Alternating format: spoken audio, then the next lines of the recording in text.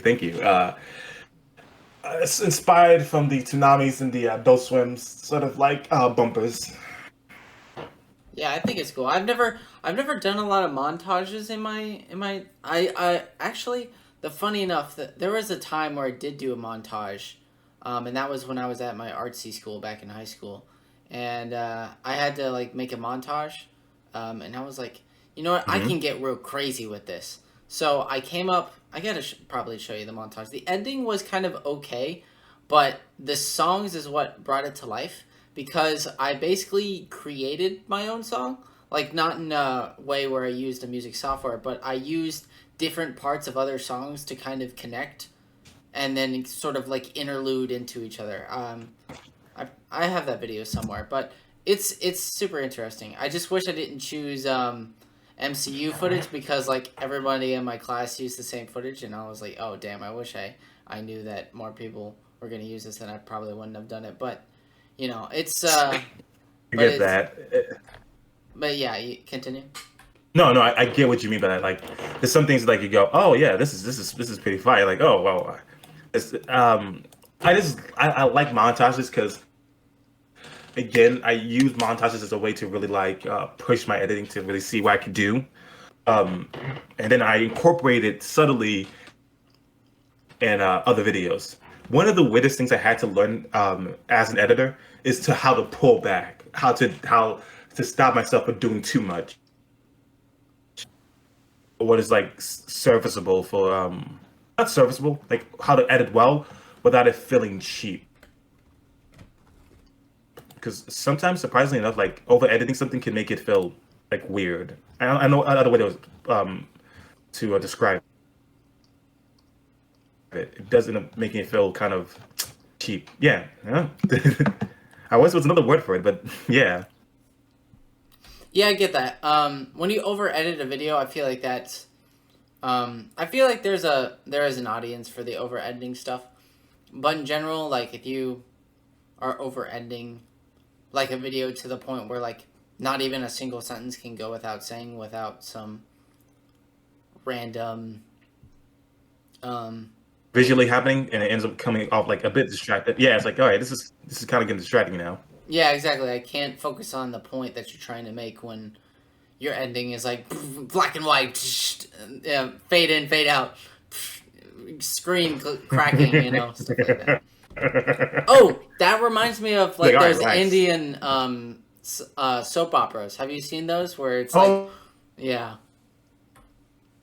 oh yeah. Like they just over edit. It makes it feel cheap actually because you're over editing it now. Now it just feels like how many effects? All of them. the editor really said when it asked the question, "Hey, so how much are we gonna edit this?" And he says yes. You ever watch something go? Did you run this by anybody? I can't imagine that you said, "Hey, how does this look?" And someone said, "Yep, that's that's correct. That's that take of everything." AI saying pain. I can't. It's stuck in my head now. It's in brackets. Go ahead. You can see it just everywhere you go. Like somebody like gets injured and you just oh no, cries with pain. Oh Yes. no.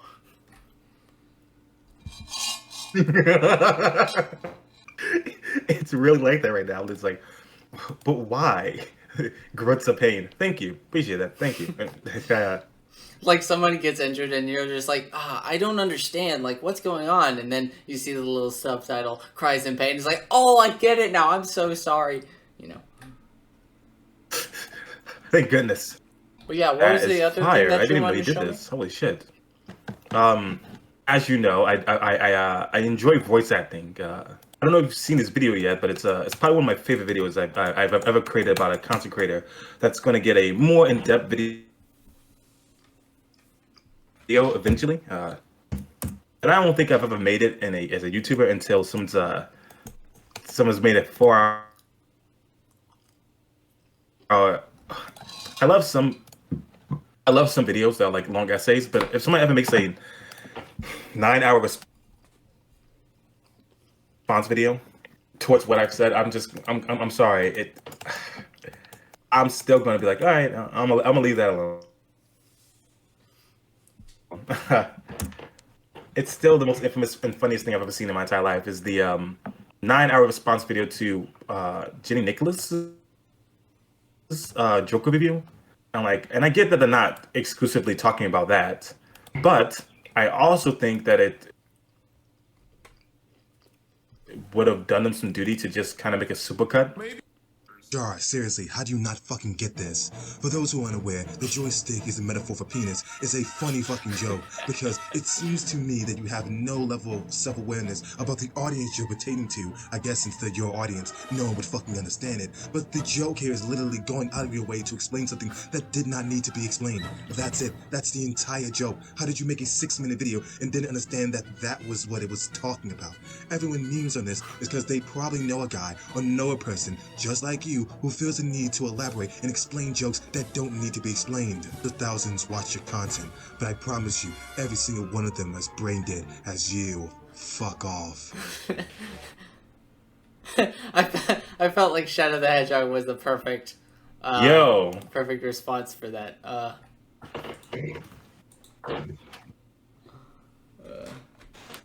I felt like the joke was obvious, but I was like, maybe I can just go into like extremely edgy. Like, all right, so if you don't know what a one shot is in the commentary community, essentially they decide to like make an entire video about one particular point within a video, and then spend the rest of the video essentially calling you almost like a brain hemorrhaging troglodyte for having this misconception of whatever the point may have been within the video. Me knowing the SCC so well, I decided to replicate that and basically take the most extreme version of that and satirize it by creating the darkest shot, the darkest one shot, the Sonic thing.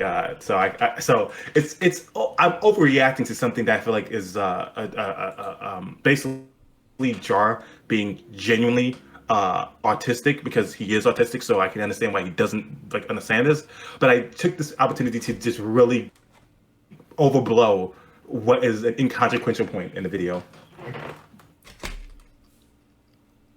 Yeah, I thought it was pretty good. I've never heard of a one shot before. I'm not deep into the commentary community, so I don't know too much, but I thought it was pretty funny. So Conceptually, that's what they are. They're just basically a video devoted to like one particular point within a video. So yeah, what do you think about my shadow impression? I'd say it's pretty good. Nice. I think that there's some more work to be done, but it's pretty good. Basically turn a bunch of shadow images into some PNGs I could use in a video. I'm getting better at it. It's actually not. I still find this like one of my downright best masterpieces. If there was ever a video you'll make,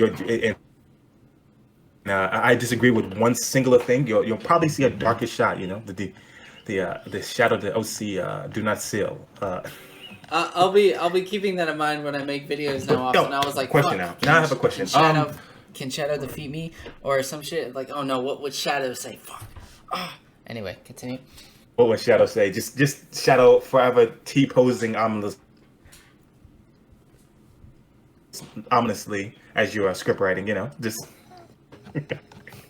The thing I was going to point out is that recently I've been watching Liquorism and Chicago Auntie. It's a show by Netflix, as well as the show Hoops, which I feel as though there's a part of me that's very much a contrarian. As in, if the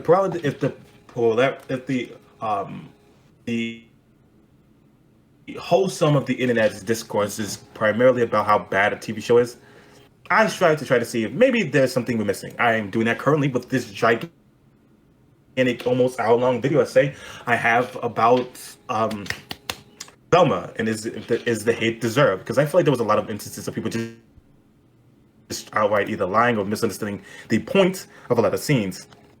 But when it comes to Hoops and Netflix's Chicago Auntie, it's one of those shows where the main character is so much of a dickhead, and asinine in terms of how they're socially aware, that I think they're trying to endear you to them because they have these small remnants of being polite and courteous. However, it doesn't really work that well because the majority of the jokes is just you understanding that they're being a jerk. Therefore, everything they say afterwards is kind of predictable, since a lot of the jokes oriented around vulgar or saying something about the genitalia or alcoholism. And I feel like to some degree, jokes about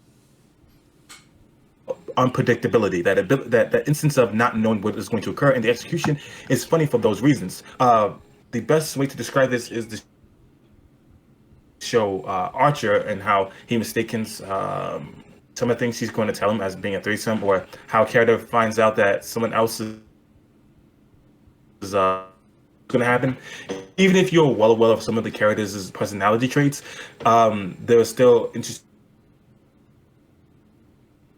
ways to have them joke about those predominant character traits. Or Quagmire, for example, when he's a very sexually driven individual, him saying something to the effect of, Quagmire being reminded by Cleveland that he didn't say "oh" after he got done talking. He's like, "Really? Huh? Well, just to make sure. Oh." And that's funny. Or when Lois Griffin is talking about how much she felt a hole inside of her body that could be filled, and Quagmire appears out of nowhere to react to the sexual innuendo, and especially instead of him going insane towards the end, where she talks about the penile system and having to take it, he just says that one can also be interpreted as sexual and just walks away. These are things that make it funny because you did not anticipate them to react in that sort of way. But with Chicago Auntie, almost everything she says has a predictability to it. You can guess. You'll probably be, to some degree, 99% accurate as to what you're going to get from her. And so that makes the comedy completely fall flat in its face. All right, I get that. I would be more curious as what certain points that were made in offense of Velma that you didn't like. Oh, are you asking me what about Velma I didn't like, just in general? Oh no, I'm asking what about Velma that you think are certain points are being made that you see as unfair or not good? Because I'm curious to hear what those are. Because I haven't I don't know a lot about Velma, so. Well, but number one, I don't think that it's okay. For one, I'm going to be starting out the video talk about hate watching and people believing that shows are being supported primarily by people who hate watching a TV show or a piece of media or cinema. I started off my video about that, but I want to properly articulate that in how there are shows that are predominantly hated by the internet that have been on TV for years. Teen Titan Go, Transformers, things like that I've mentioned in my videos. However, some people who have this policy about hate watching where they don't want to support the particular thing that they have such animosity towards, by essentially telling people to freeboot the thing. I understand not liking a TV show, which is why you don't engage with it, but then to actively profit from something after mentioning how you don't want this thing to exist, so you're intentionally trying to get those people fired while actively making a profit from that, seems like a pretty dickish move. I don't know other way to articulate other than it seems pretty lump-sided. If say for instance someone disagreed with your content, would you think it'd be okay for someone to basically give keys to other people for your Patreon to provide them free booted versions of your content simply on the merit that they don't feel like your content is worth paying for? Yeah, that's a fair It would seem completely unshareable and almost and this speaks nothing to the animators who have done an exceptional job to make this show look amazing. But since it's a big corporation, we shit on the little guy who will ultimately lose their job as a consequence of those actions, and we think nothing of it. That to me is repulsive.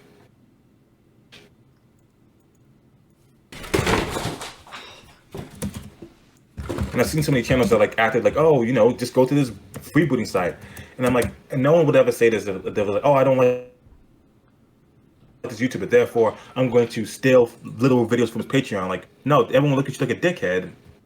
Hold on. It's oh, but I had my food right here, and I'm sorry, what? I have my food right here, and I went down with my hand, and Now my food's all over the floor. No. Ah. No! How could you? Also, I love the frames that they've added, even for the skins for Miles Morales in the video games. I'm I feel like, have you seen Blood Diamonds by with Adam Sandler? Oh, are you talking about Uncut Gems?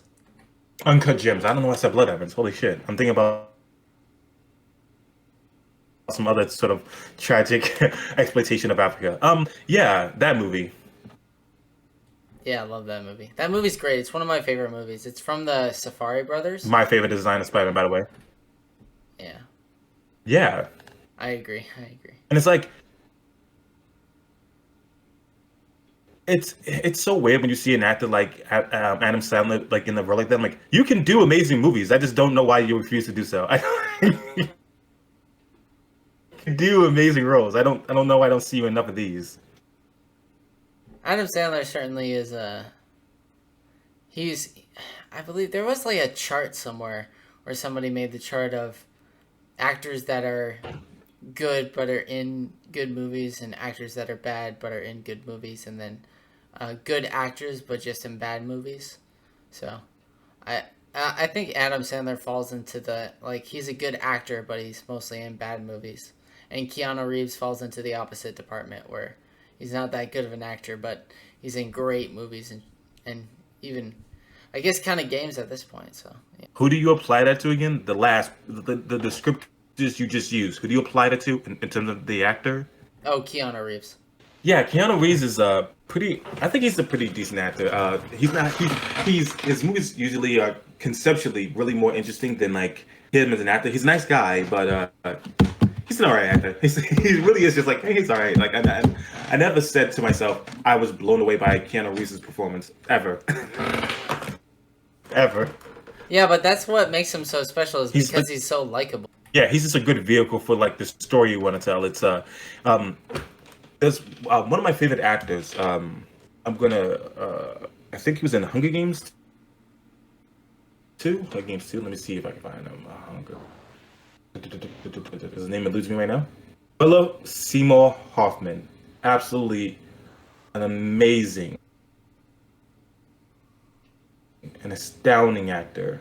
Truly one of the goats. Actually, he just everything. I like. He's one of those actors where I watch him and go, I'm just watching for him. Actually, like really knows how to embody a role. Oh, you sent me the Ben Riley clip from Across the Spider-Verse. He's great. Yeah, that comedic. looks really good. Yeah, he's got some great comedic relief throughout this movie. There's like a part of the movie where he's like, "I'm so dark and edgy, man." Yeah, the just it's I would actually pay for a game to look like this. Just this right here, I would pay for a game. And the reason why I brought up Uncut Gems is that I saw the Spider-Man, and I was just the only thing I thought to myself was, why the fuck would you show me some shit if I can't have it? I agree. That's a great line from the movie. But we're probably gonna get it in Spider-Man PS5 game. And it's Peter Parker wears the symbiote suit. He never uses it to its full potential. And usually that's sort of an Eddie Brock thing to like truly show you the extent in which the suit could be used. But I do like the idea that they're actually having Peter Parker explore the abilities of using the symbiote suit and its versatility. It really only emphasizes the anger and how emotionally unstable he becomes within the narrative. Yeah, we'll see how PS5 Spider-Man handles the idea of the symbiote suit. Personally, I'm not a big fan of Spider-Man PS4. I really didn't enjoy the story. But I need to replay the game anyway. Shut your mouth. Look, man, it's not that good. It's a bit overrated. Not gonna lie. Okay. But It's can alright replay story. it. I can replay. Story wise, yeah. I do think, especially with the plot twist villain, I'm like, it's definitely an Asian guy. I don't know. It's definitely you. You're definitely that negative guy. I don't know why the game's pretending like I don't know. It's like they didn't even give you enough characters for there to be multiple candidates. It's like, no, it's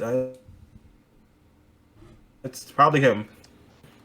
But You're telling me that the obvious twist bad guy was the obvious twist bad guy? No, stop it, Andrew. what I'm saying is that what I'm saying is that if they're going to have a very Asian influenced mob boss and gang, you probably don't want to have the only other Asian guy Yeah, it's kind of having to be around all the time. Like, I wonder who's the bad guy. That's kind of weird. Yeah, it's like. I did enjoy what is the word for it? I did enjoy. It's a fun game. It's an alright story, but the story's fine. That's why I find a lot of these. I don't think there's been any Spider-Man game that's really blown me away. Instead of aesthetically speaking, Spider-Man Ultimate did. With that like panel work they did. I really do respect the shell shading they did there. I would. Have you heard of or played Spider-Man Shattered Dimensions? Oh yeah, I have. Jeez, I haven't heard that name in a minute. I was Yeah. disappointed by the game. I feel like there was so much more to get done, but Yeah, I think the game was, I think the game had a lot of passion towards it, like to make all the Spider-Man feel different. They wanted to make all the characters stand out. They did some pretty creative and interesting levels. I like the stealth in the game. It reminded me of Splinter Cell Conviction. But I just in general, like even bringing back all the previous Spider-Man voice actors, I thought was pretty good, and a really cool decision. Just in general, even though it is a bit frustrating at times and the story is kind of by the numbers, I still think there was a lot more passion put into Spider-Man before, a lot of traditional Spider-Man games came out. I would definitely agree that it's absolutely a very ambitious game, especially with there being a web-oriented fighting style for main universe Spider-Man to the cybernetic fast agility-oriented style of the 2099 to the more symbiote-oriented combat style of the Ultimate Universe and the noir Spider-Man playing very much akin to a lot of Arkham Knight like gameplay. Which, granted, I like his suit probably better than all the other ones. His suit is just fire to me. But yeah, I do believe that the game had a lot in terms of offering in terms of gameplay. It's definitely it's one of those games that I think, if anything, suffers from how ambitious it is, and I can respect it more than anything else for trying to do so much rather than like. I think people are far too willing to shit on a game for trying to do too much, rather than being cool with saying a game basically did basically strive for mediocrity, and that was okay. Like for me, one of the things that makes the most recent Resident Evil game so infuriating is that there was so many unique and funny and interesting things that were in the original one. The bizarre little short man, the like knife fight that was just missing from the game. But since the game did a okay job of recreating it for the modern day era, no one says anything. It's just like it's a serviceable job for like an S-class game, and we never got all those S-class intrinsities that made the game what it was. You know what I mean? Yeah, I get what you mean. I haven't played the other Resident Evils, so I don't know. Like, I haven't played the old Resident Evils, so I don't know how different, or better any of them are. But for remakes. It is really a tough line to sell, especially when you get a game that's either so good that you have to somehow reflect everything, but somehow make it new at the same time, or you end up with a game with a lot of flaws, but people inherently like those flaws, so it's kind of a tough decision whether or not you want to keep it. Like, for example, Have you heard of the Persona 3 remake? Yes. My brother, my older brother, is actually a really big fan of the Persona games. Yeah, and I think So I was that introduced to the series through him. yeah, I think I do enjoy parts of Persona 3, but there are a lot of growing pains, and I feel like a remake could really make the game a lot better. I think it could really improve upon all the aspects. What the hell? Who's that? I'm getting called. You know what's creepy about like video chat call is that like even if you don't respond, the fact that you can see their camera, the face camera, it almost feels like they're staring at your soul. Like they can see you, even um, even though like you know they can't see you, but it feels like they can. Yeah, they're just kind of observing you. Pick up the phone. Just pick up the phone. They're I'm just right staring at the here. camera, like yeah, because of yeah, it feels that way. Like even though I know they can't see me, it feels like they can't see. Still one of the best. Absolutely one of the best. But to me, like what you said earlier about Resident Evil 3 is very much akin to what I was bringing up. Like Nemesis is still a fun villain in this game, but there's a lot missing that made him such a formidable foe in the other games. Like he was smart, he was okay. So, hey, Splinter, I just want to let you know, Mr. Radiance is here. They're my older sibling, and they are very enthusiastic. Like they're a very enthusiastic enjoyer, I would say, of Spider-Man material. I just wanted to say hi and touch base because I want to run by you the idea of like going through some of the Spider-Man movies like individually, and I want to know what you thought about it. But before that, I just want him to say hi to you. What's up, bro? How you doing? Can you hear me? Can you hear him? Yeah, you No, I can. can't hear him. No. No, I'm saying he can hear you. Oh, you can hear me? Oh, what's up? I don't know if you, I can't hear him. Hey, tell him hi. I know. What's up? And that's why I'm just. That's why I instructed you just to say hi. Okay. Yeah, but give me one second.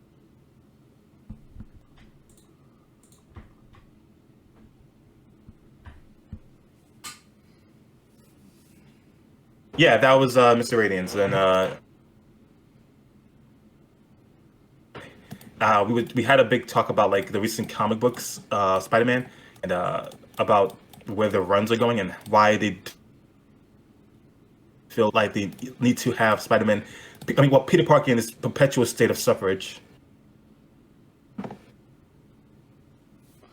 Yeah, I know that they were doing something with this character called Paul, which like takes over or marries MJ or something like that versus Spider-Man can't. I don't know Yep. why, especially seeing it across the Spider-Verse where Peter's like allowed to have Mary Jane and people are happy. For some reason they're like, nah, let's just not have Peter and MJ together for some reason. You know, I feel like that's very strange. I don't know why comics do that in general. They did that whole thing with Catwoman in Tom King's run where they were like, "Oh, they're gonna get married. They're gonna have the kids and be with each other." And then at the last second, they're like, "No, we aren't gonna let that happen." They also did that with Batwoman. Batwoman was supposed to get married, and they were like, "Nah, I don't think so." Mm-mm. It's really dumb. Yeah, that's the. It kind of feels like they want to have this constant where it feels weird when you have a character that's like Peter Parker because he has Miles Morales who exists within his universe. So it's not like you can't have a mantle of another character who is in that nature or could be the struggling teenager when you have because I see Spider-Man now as in terms of Peter Parker as more of a like mentor. And for him to be a mentor, I think there Hadley needs to be like a bit of a high level of maturity, you know what I mean? Or like a different arc of his life that he's like going through right now. Yeah, that makes sense.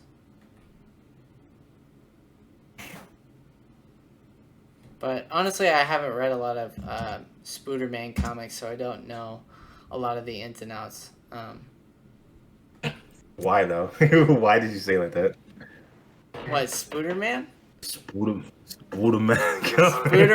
Spooderman's the best.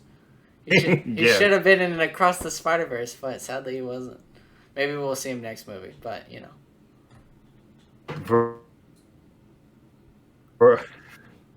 That would I would. It would actually be the best movie in existence if they had a Spooderman in the comic. I think they did. Hold on. I'm pretty sure I remember No Way Home had a drawing of Spooderman, but I don't know where that... hold on. Let me look this up. I gotta know this now. No, they had the pointing meme where they like pointing at each other, but they don't have the Spooderman. Damn it! Damn! I can't even. The thing for me that's kind of funny, and it continues to be so, is I would have loved to see a Spooderman a moment, just one particular moment. It's like, yeah, just to have my man's pop up and do nothing of consequence.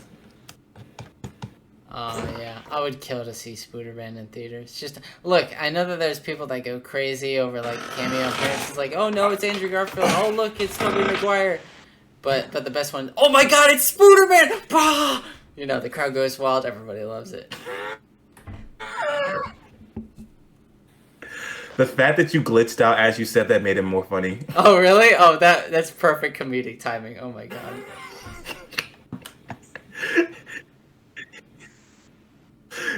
I heard, oh shit, it's Spot.